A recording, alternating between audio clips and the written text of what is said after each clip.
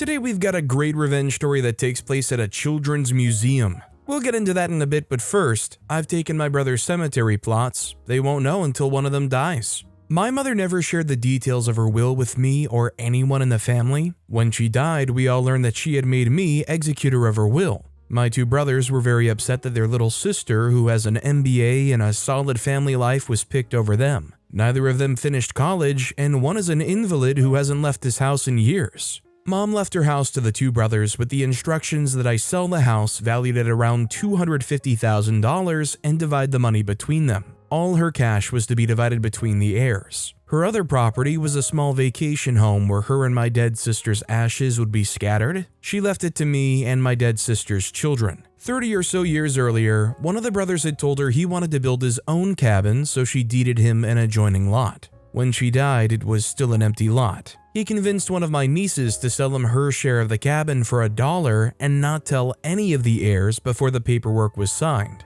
The only way I found out was because he posted on Facebook, "I'm now a proud partial owner of my family's mountain cabin. According to my lawyer, no one can keep me out of it." We aren't friends on Facebook, but some mutual relatives are, and they alerted me to what had happened. In the state we live in, even a fractional ownership allows the partial owners to enter the property anytime without restrictions. There were some very ugly emails between him and my niece when she tried to get the property back, and he admitted he did this out of spite to hurt me and make sure my family and I don't get to enjoy the property. Brother number 2 had emailed my niece several times and told her he was so proud of her for selling to her uncle and he'd never seen his brother so happy. Mom's will was written so that the estate would retain ownership of all property, including real estate, until the probate process was completed. Brother didn't understand that and thought he would have immediate ownership. His lawyer didn't read the will very well and thought the same thing. The only way to get the share of the cabin away from him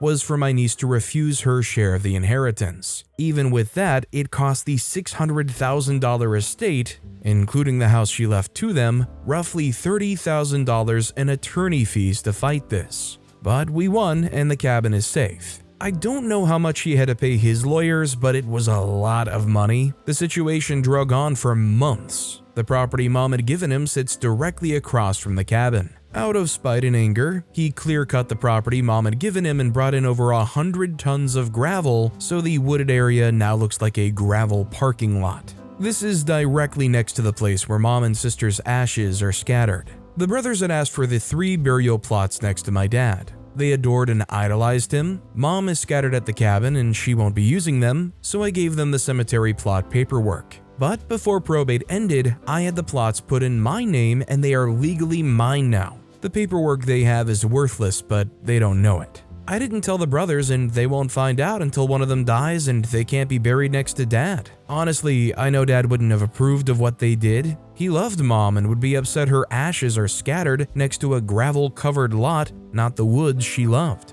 I haven't told them what I've done. Screw them. They wasted money from her estate and made Mom's resting place look horrible. They don't deserve to be buried next to Dad. Well, I guess bottom line is, unless you believe in ghosts, it's not like it's gonna really matter much to them at that point. Assuming anyways, OP's still around for any amount of time that the others aren't. I guess realistically it's kind of a bleak way to look at it, but I mean the whole thing is kind of bleak. GoIrish35 commented, "My mother has a clause in her estate that if any sibling disputed the will, they were excluded from the will. I thought it was brilliant." Also, hi, I'm Steven, and if you guys enjoy awesome stories of revenge, it would be amazing if you left a like or left a review if you're listening to my podcast. That said, our next story is Uncle's Divorce from Cheating Wife. Uncle back in the 90s had 2 restored cars, 1969 Firebird, his first and most cherished car, and a 1969 Chevelle Blue with white racing stripes, both car show ready. His wife was caught cheating, so a divorce happened. When he got his agreement to sign, she demanded that she wanted the Camaro. Well, they didn't own a Camaro yet. He drove that hot rod Chevelle to a local grocery store parking lot and waited. Finally, some young high school kid pulled up and my uncle made his year. Traded that kid even for his beat-up Camaro, went home, and signed the divorce papers. After the judge signed off and the divorce was finalized, they met in the parking lot and she was given her Camaro. She was trying to freak him out of his prized and cherished car, but thankfully, due to her thinking it was a Camaro, he easily kept it. He still has the Firebird. I'd say this qualifies because he just threw away a crap ton of cash he invested in that Chevelle, especially in today's market, just to match her pettiness. He expected her to want the Chevelle. I would just say, if there's ever a time to start becoming a car person, it's when you're about to get a divorce from a person that has a car collection. It's shortly before you force a divorce from somebody that you don't have a prenuptial agreement with and they have a car collection. I mean, I don't want to sound like ruthless or whatnot, but if this relationship is clearly not going to work out, I would say you should start giving yourself a little bit of a runway and trying to understand what exactly the assets are and likely how they're going to be broken up so you don't make an utter mistake like that. Either that, or if you don't know exactly what it is, try and add enough details to it, be so specific that it's undeniable what it is. I mean, if they said fancy Camaro with whatever paint job the Firebird actually had, or the details and how it looks, it becomes a little bit harder to deny what car they're actually referring to. At least at that point, OP has to go to the effort of not just trading off the Chevelle, but getting a new paint job for the crappy Camaro they got. Kuro Boom commented, "Why didn't he just buy a used Camaro?" That said, our next story is drowning in Nutella. A few years ago, I, 35-year-old male, was in a long-distance relationship and ended up moving states to move in with her, 36-year-old female, at her suggestion. Straight away, it was terrible. A disaster. It was so weird because the second I arrived, she completely changed from the person I'd been dating in the past, including previously dating in the same city. Suddenly, every little thing I did was extremely annoying for her and she would call me out on it. One example was I have a fondness for Nutella, which is a chocolate hazelnut spread. Every night I'd have a single spoonful from her big jar in her cupboard. This became an issue. She started going on and on about how I was eating all her Nutella. For days, she kept raising it. It was particularly weird because we were both in good jobs, money wasn't an issue, and I was buying most of the groceries. So next time I was at the store, I bought a huge jar of it for myself. However, this in itself became an issue. Why was I buying stuff she already had? Didn't I realize she didn't have unlimited kitchen cupboard space? How stupid and insensitive could I be? By this stage, about 3 weeks in, I realized I had to pull the plug and get out of there. I booked a flight which was 2 days away, enough time for Operation Nutella. I had noticed the discount store had it on sale, so I bought a bunch. And by a bunch, I mean 3 cases, 72 big jars. On the final day, I waited until she was out and spent an hour hiding these Nutella jars everywhere. Bathroom vanity, sock drawer, in her car, in her garden shed, inside empty saucepans. Some people might think, oh, awesome, Nutella for life, or just give it away. But she had the kind of OCD where I know it would really bother her. Anyway, I moved back to my home state. We were no longer speaking. A few weeks went by, then out of the blue, I got a message. Freak your Nutella and freak you. It made my day. You know, when they call it a hazelnut spread, I don't think they meant for you to spread it quite like that. Although, let's be fair, what OP did was a relatively harmless revenge. I mean, instead of hiding a jar inside the bathroom vanity, they could have spread a jar all over the back of the bathroom vanity. I mean, imagine the horror if you go to open your bathroom vanity, you feel a squish on your fingers and you look and you just see a brown paste. I think there would be a little bit more than just OCD triggered in that moment. Glenn Belt commented, "Darn, that's some expensive revenge there. Nutella isn't cheap, even when on sale. She must have been ultra annoying for you to go through with that." This next story is, I had a very little petty revenge on a dumb driver. So I was driving to an appointment this morning, approximately 1 hour drive. Around the half an hour mark, there were merging lines in a car that did not let me change lanes. He accelerated to block me, drive on 2 lanes, cut me off, you get the idea. When I managed to change lanes, he would drive 30 in a 70 zone, blocking me and the cars behind me.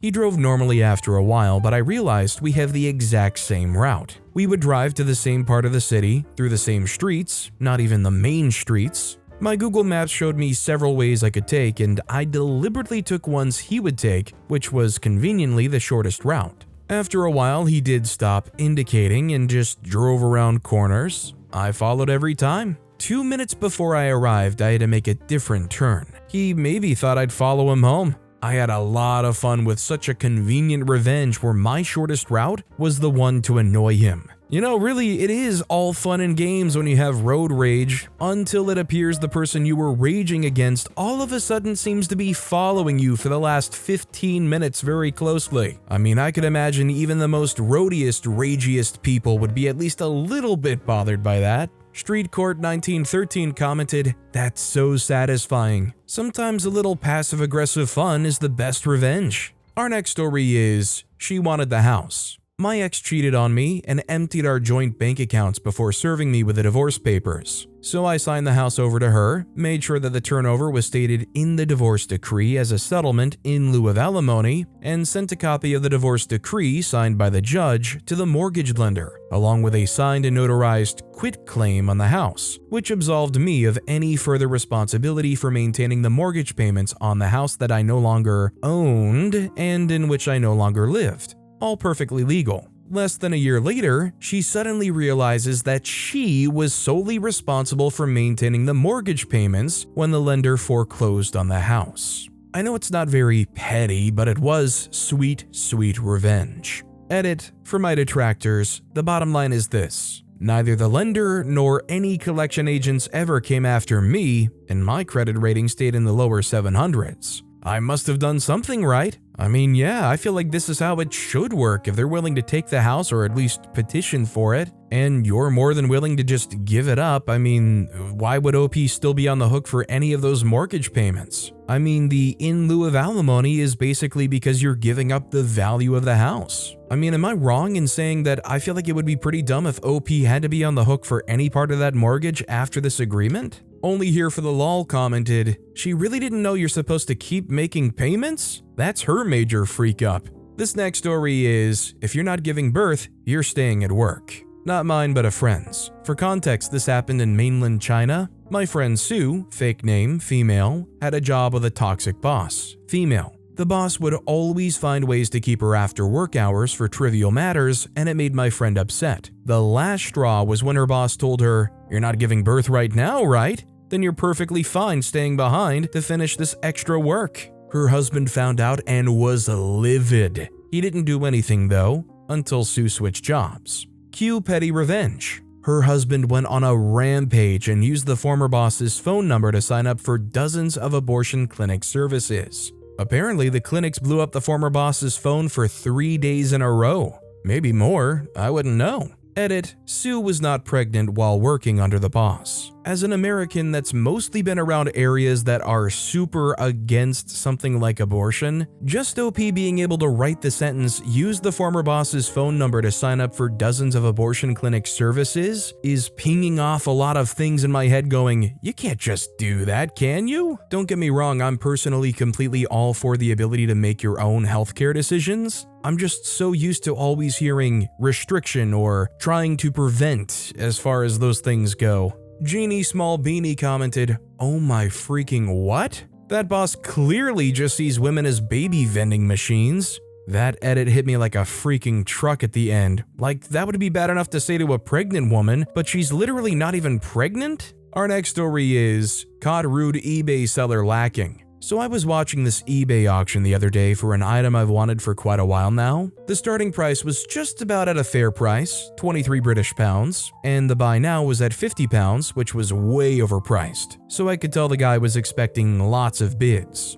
I forgot to bid, but luckily no one else did either. So I decided to message the seller, offering him 20 pounds for the item and delivery. This guy just answers, "LOL, no." I then clicked on his profile and realized he listed the item again for a 24-hour auction. Starting bid was for 17.7 pounds including delivery. I placed a max bid of 20 pounds including delivery, and to my surprise, no one else bids on it despite many watchers, so I backed it for 17.7. Now, I like messaging sellers to find out when they aim to post. As this was a new listing, it would take me to a new conversation with him. However, I decided to message him on our existing thread just so that I rub in the fact that I got it for even cheaper than my LOL-worthy offer. Didn't say anything provocative as I want my item in good condition, but dang did it feel good. So honestly, it wouldn't be the first time I heard a story where somebody sells something on eBay, it ends up getting super underbid as far as what they thought the actual value was, and they just unlist it and say, oops, actually we're out of stock, it was an accidental post. And then, of course, they go and relist the item anyways, although usually from what I hear, eBay is pretty good about handling cases like that.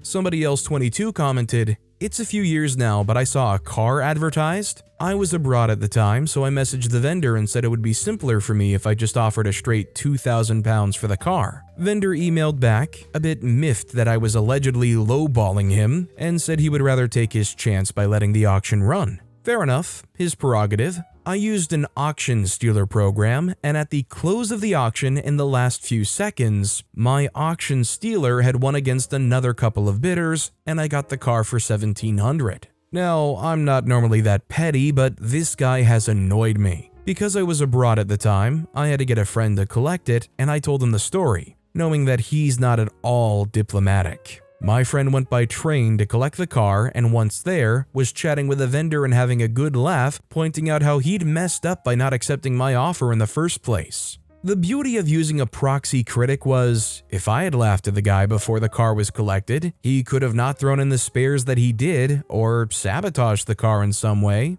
My loudmouthed friend did all the needling for me without a clue that I would have been egging him on had I been there. I just knew he would be unsubtle and put the knife in, and when I got back from abroad a month later, he innocently told me how the guy had gotten mad at him by rubbing salt into the wound and saying how he chucked at least 300 pounds away. Heck hath no fury than a guy like me scorned. Our next story is, Mental X wanted to claim my phone, so I left her a sizable bill. So, back some 14-ish years ago, I had a somewhat brief 14 relationship with this nutcase weed-smoking wench. Why, you ask?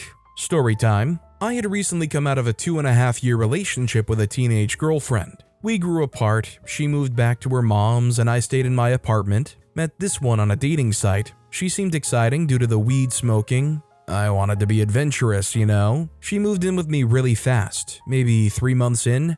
Dumbest decision ever on my part. She was controlling, jealous, and generally a lazy slob. I tried breaking up with her numerous times, but she would scream, cry, beg, and keep at it for hours until I just wanted her to shut the heck up and agree to give her another chance. This was back when iPhone 4s had recently hit the market, and as one day we were at the mall, I had a look at said phone. Salesman gave me a good deal, so I decided to purchase my first smartphone. Unfortunately, I didn't have my ID with me, but she did. So she signed the papers for the service subscription and financing, although with my name, info, and payment details on it. When I did finally manage to kick her out, she had that spectacular idea to demand that I give her back her phone. She figured that since her name was on the papers, it was her phone.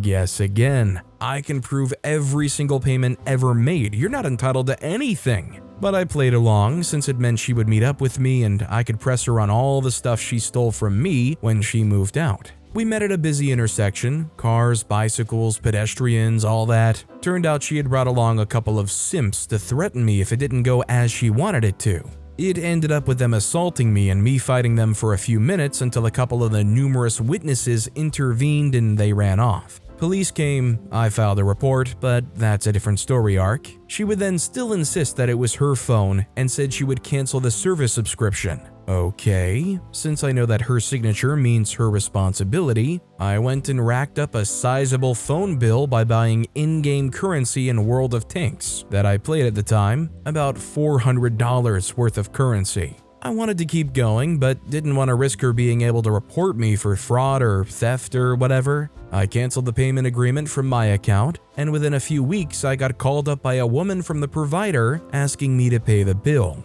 I'm terribly sorry, but you have the wrong person. It's not my name on the agreement, so legally it's not my responsibility. A few more weeks went by and this Giga Chad called me up again asking me about paying said phone bill. I gave Chad a brief explanation and I could straight hear him perk up at his desk before he simply stated, with what I'm sure was a big crap-eating grin on his face, "What you're saying is absolutely correct. I'll make sure we don't contact you anymore and that we give her a call instead. It's clearly not your responsibility to pay for her subscription. I'm terribly sorry for the inconvenience." The entitlement of some people. I never got back the stuff she stole from me, but at least I knew those $400 would be sent to collection and would likely get to sit for years and years and grow exponentially. I was just happy I was rid of her, and a couple of years later I met my girlfriend of, so far, 11 years. Yikes, I mean, I'm just glad for OP that gamble did pay off. Or, well, I guess didn't pay off, but didn't pay off in the right way anyways.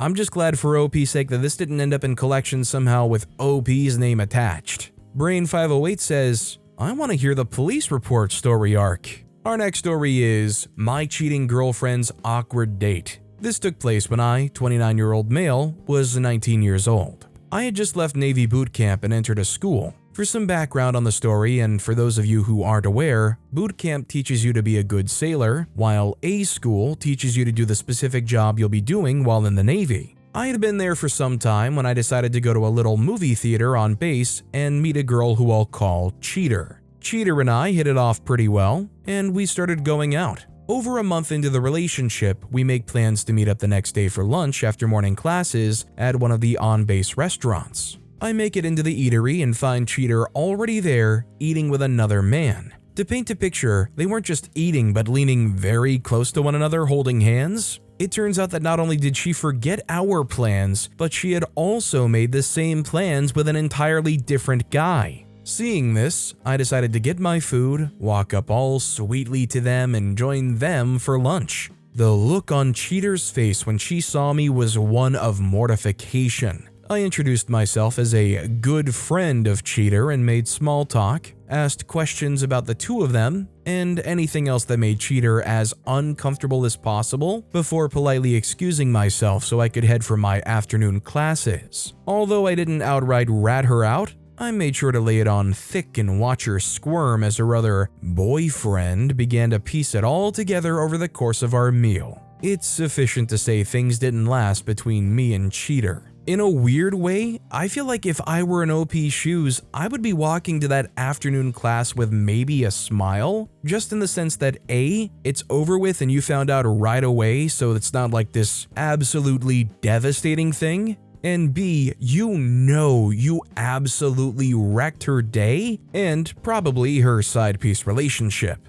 Okie dokie pokey commented, "You can't just say that, more details. Did you flirt with her as if it was your date with her and he was the third wheel? Did he ever ask if you two were together? What happened when he put it together?" Our next story is the Ski Club. At a high school reunion last month, we talked about events while we were there. I knew some of the details of this back then, but here is the story of petty revenge. We had a large population of students with Polish names. At the end of the school year, a proposal was submitted to create a Polish-American club, similar to the Spanish and French clubs already established. As with the Spanish and French clubs, the purpose of the club was to learn more about Polish history and culture. The proposal included an advisor who had a Polish surname. It was turned down by the principal after being approved by the other club advisors because we don't teach Polish here. So, the same students submitted a proposal for a ski club, with a very brief description of the purpose being to learn more about the ski culture, with the final culminating event being a ski trip.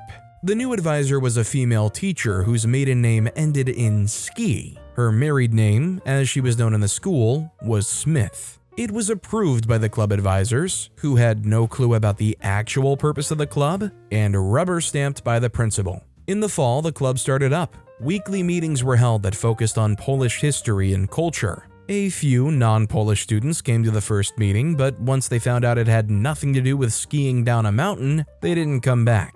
Membership started out with about 10 students, but by the end of the fall semester had grown to about 20. They went on a field trip, called it a ski trip, to a Polish restaurant about 45 minutes away. The permission form had to be approved by the principal, and typical for him, he simply signed it without reading it, probably assuming it was to go skiing. Towards the end of the spring semester, another field trip to the same restaurant was planned. Also, by this time, the ski club was the largest club in terms of membership, with around 40 members. The advisor notified the principal about the field trip, as she had done in the fall, but this time he actually read the field trip permission form. Realizing it was actually the Polish-American club with a clever name, he denied permission and immediately ordered the club disbanded. In that state, schools received state aid money for every day the school was open, unless attendance dipped below a certain threshold.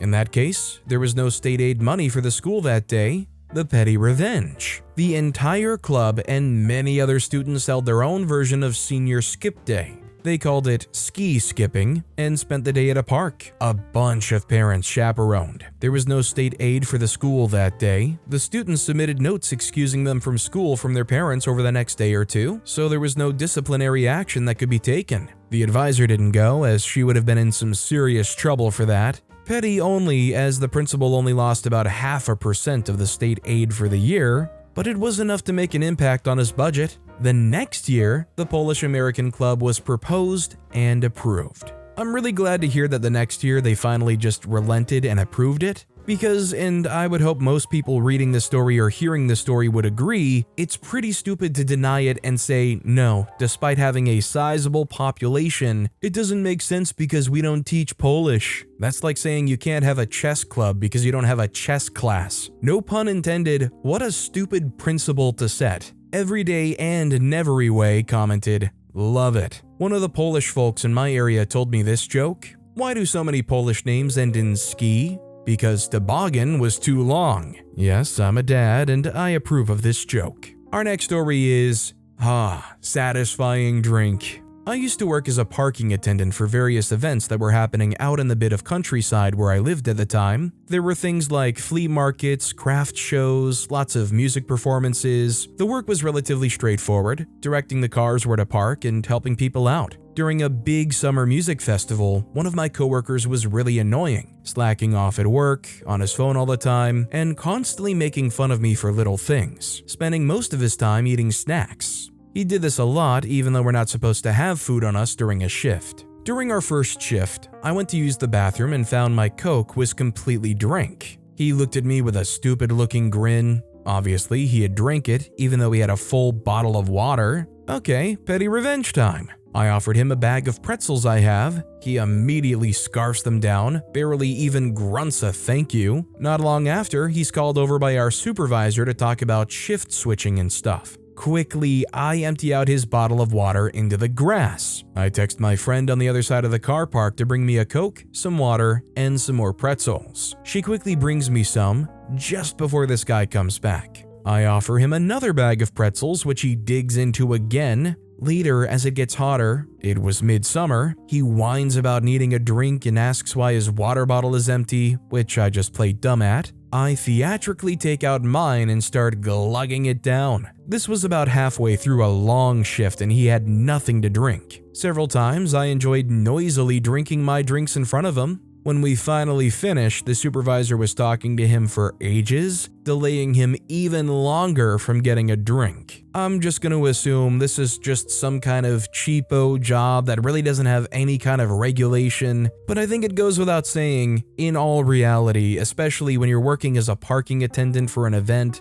they should be providing some kind of water, right? I mean, aren't there like regulations and laws that say you have to provide your employees with at least water? Coder Joe 1 commented, "Have a Coke and a smile, D-bad coworker." Our next story is Revenge at the Children's Museum. I, 39-year-old male, took my daughters, 5 and 2, to the local children's museum. They had an exhibit where you could type in a message and it would translate into 5 or 6 different languages and speak it back like a native speaker of that language. My kids are playing with this and pretending they're working on the input keyboard like mommy and daddy at work, and laughing at the funny sounds coming from this little computer thing, when this 10-ish-year-old butthead with a shaved head and sticky hands comes up and starts pushing buttons on the display. I ask him politely to wait, we're almost done and he can have it soon. He took that as an invitation to push my girl's hands out of the way so he could type better. I asked him if he could share so everyone can enjoy it. He ignored me and squeezed into the 1-inch gap in front of the stool my daughter was using to reach the display. I told the kid we were here first and he wasn't being very nice while hitting the clear button to erase everything he just typed. He let out a caveman-like grunt and started typing again. I hit the clear button again and erased everything. It was a juvenile test of wills after that. I just kept tapping the clear button so he couldn't type anything. Nothing he was putting in was getting said by the translator. I kept tapping the clear button as he kept typing. He started swatting at my hand and arm and whimpering, "Stop it!" I kept tapping the clear button. There was no way this scrawny 50-pound when soaking wet kid was getting my Popeye-esque forearms to budge from that clear button. I kept pressing the clear button. After what was a cross between a grunt and a cry crossed the lips of this little Play-Doh and ham sandwich-smelling turd, I leaned in close and whispered to him, "Sucks when people don't want to share, doesn't it?" He left to go bother some other kid or wear shoes while jumping on someone else's couch or add a cha-cha-cha to the birthday song or whatever it is he did for fun.